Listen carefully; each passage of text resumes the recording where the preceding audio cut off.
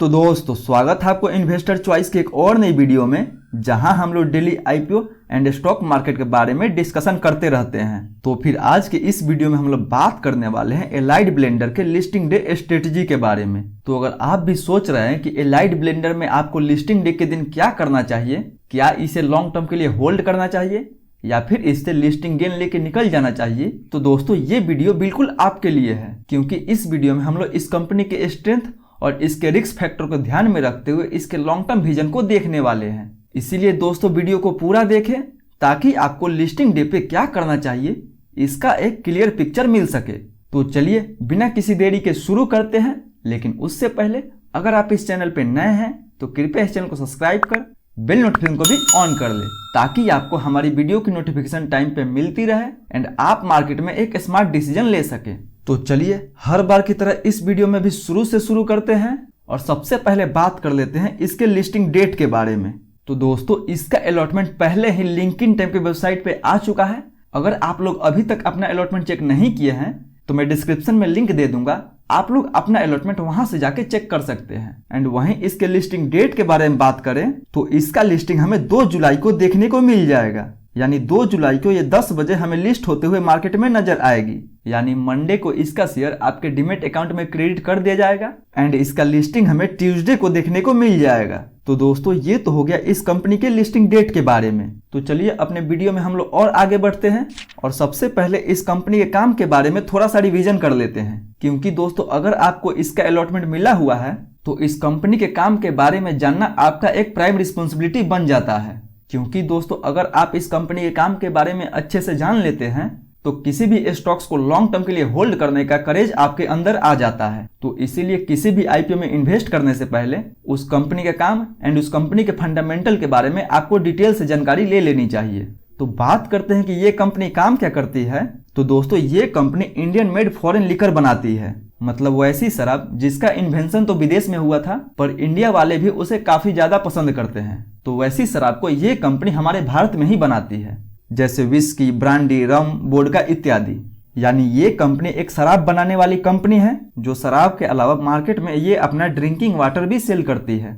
तो I hope दोस्तों बहुत कम समय में आपको इस कंपनी के बारे में अच्छे से जानकारी मिल पाया होगा। पर अगर आपको इस कंपनी के बारे में डिटेल में जानकारी चाहिए तो उसके लिए आप हमारे इसके रिव्यू वाला वीडियो देख सकते हैं, जिसका लिंक भी आपको डिस्क्रिप्शन बॉक्स में देखने को मिल जाएगा। तो वहीं अब हम लोग बात कर लेते हैं इस आईपीओ के लेटेस्ट जीएमपी के बारे में कि मार्केट में अभी इसका लेटेस्ट जीएमपी क्या चल रहा है। लेकिन उससे पहले अगर एक बार हम इसके प्राइस बैंड पर नजर डालें तो इसका प्राइस बैंड 267 रुपए से लेकर 281 रुपए पर शेयर रखा गया था।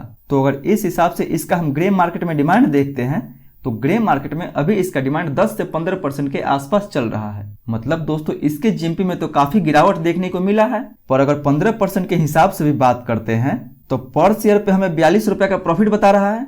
53 शेयर का लॉट है, उस हिसाब से मैक्स टू मैक्स हमें 2200-2300 के आसपास तक प्रॉफिट देखने को मिल सकता है। मतलब दोस्तों अगर लिस्टिंग डे के दिन तक 10 से 15% का जीएमपी बना रहता है तो इसमें हमें 2000 के आसपास तक प्रॉफिट देखने को मिल सकता है। तो अगर 10 से 15% के हिसाब से हम इसके अंदाजन लिस्टिंग प्राइस निकालने की कोशिश करें तो इसका लिस्टिंग हमें कहीं 310 रुपए से लेकर 325 रुपए के बीच में देखने को मिल सकता है। पर दोस्तों मैं फिर भी आपको रिमाइंड करना चाहूंगा कि हमें किसी भी आईपीओ में 10 से 15% के जीएमपी पे तो बिल्कुल भरोसा नहीं करना चाहिए, क्योंकि ये 10 से 15% का जीएमपी मार्केट के सिचुएशन के अनुसार कभी भी चेंज हो सकता है। सो मे बी ये फ्लैट या फिर इसका लिस्टिंग हमें निगेटिव में भी देखने को मिल जाए, तो उसके लिए भी हमें लिस्टिंग डे के दिन एक फुल प्रूफ स्ट्रेटजी रखनी चाहिए। तो चलिए अब हम लोग बात कर लेते हैं कि लिस्टिंग डे के दिन हमें इसमें कैसी स्ट्रेटजी बनानी चाहिए। तो दोस्तों यहाँ पे हम सबसे पहले बात करेंगे कि ये आईपीओ लॉन्ग टर्म में कैसा परफॉर्म कर सकता है, ताकि इस आईपीओ में उनको भी प्रॉफिट हो सके जिनको कि इसका अलॉटमेंट नहीं मिला हुआ है। यानी अगर जिनको भी इसका अलॉटमेंट नहीं मिला है,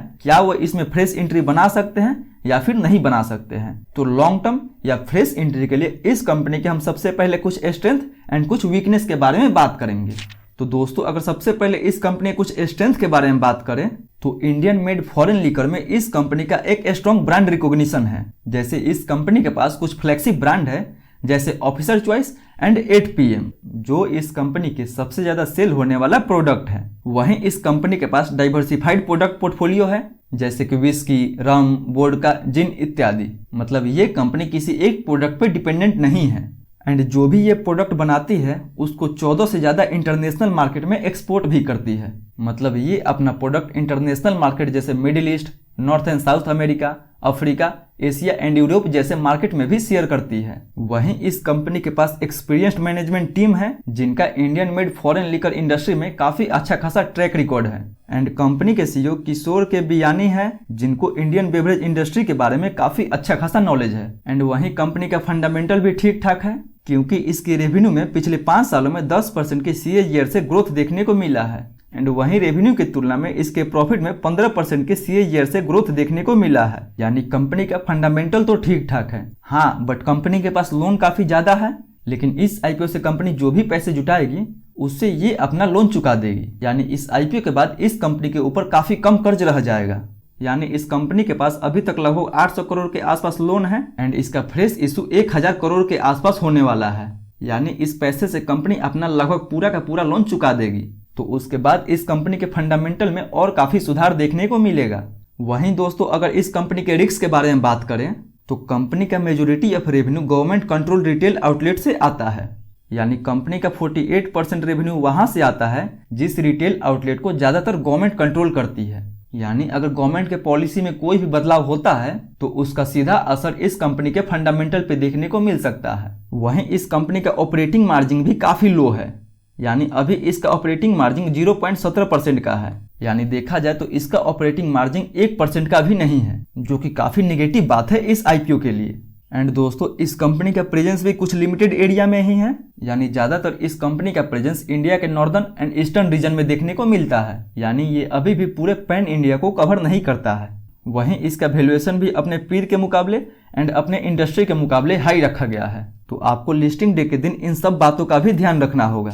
तो दोस्तों, इसके स्ट्रेंथ एंड वीकनेस को ध्यान में रखते हुए अगर हम ओवरऑल बात करें कि ओवरऑल हमें इस IPO में लॉन्ग टर्म के लिए इन्वेस्ट करना चाहिए या फिर नहीं करना चाहिए, तो देखिए, ये कंपनी जिस सेक्टर में है वो सेक्टर तो अपने आप में काफी डिमांडिंग है एंड अगले 5 सालों में इसके इंडस्ट्री में 8 से 10% के CAGR से ग्रोथ देखने को मिल सकता है। मतलब इसका सेक्टर तो डिमांडिंग है, पर कंपनी के पास कुछ रिस्क फैक्टर ज्यादा है, जैसे कि इसका profit margin and high valuation. तो इसके स्ट्रेंथ एंड रिस्क को ध्यान में रखते हुए हमें लॉन्ग टर्म के लिए अभी इस IPO में अवॉइड ही करना चाहिए। तो वहीं अब हम लोग बात कर लेते हैं कि जिनको इसका अलॉटमेंट मिला हुआ है वो क्या करे, वो इसे होल्ड करे या फिर सेल करके निकल जाए। तो दोस्तों, अगर आप इस IPO में केवल लिस्टिंग गेन के लिए अप्लाई किए थे तो इस IPO से आपको जितना भी लिस्टिंग गेन मिल रहा है उतना लिस्टिंग गेन आप लेके तुरंत का तुरंत निकल सकते हैं। पर अगर आप इस IPO में लॉन्ग टर्म के लिए होल्ड करना चाहते हैं तो आप चाहे तो इसमें आप पार्शियल होल्डिंग कर सकते हैं। यानी जो भी आप 15,000 के आसपास इन्वेस्ट किए थे उनमें से हाफ अमाउंट आप सेल कर सकते हैं एंड हाफ अमाउंट को लॉन्ग टर्म के लिए इन्वेस्ट करके छोड़ सकते हैं। क्योंकि अगर आपको रिस्क भी लेना है तो आपको अपने हाफ ही कैपिटल पे रिस्क लेना चाहिए। पर वहीं किसी को अगर 2 IPO अलॉट हुआ है तो एक IPO को सेल कर सकता है एंड एक लॉट को वो लॉन्ग टर्म के लिए होल्ड करके छोड़ सकते हैं।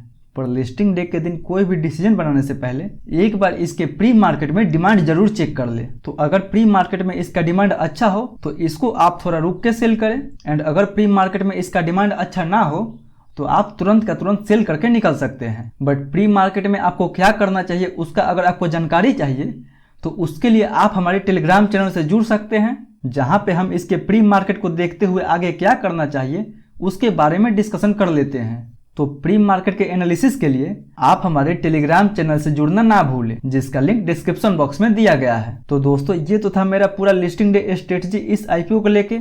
आपका क्या स्ट्रेटजी है और कौन कौन इस IPO को होल्ड करने वाला है एंड कौन कौन इस IPO में लिस्टिंग गेन लेके निकलने वाला है, वो हमको कमेंट करके जरूर बताएं। तो आई होप आपको ये वीडियो पसंद आया होगा।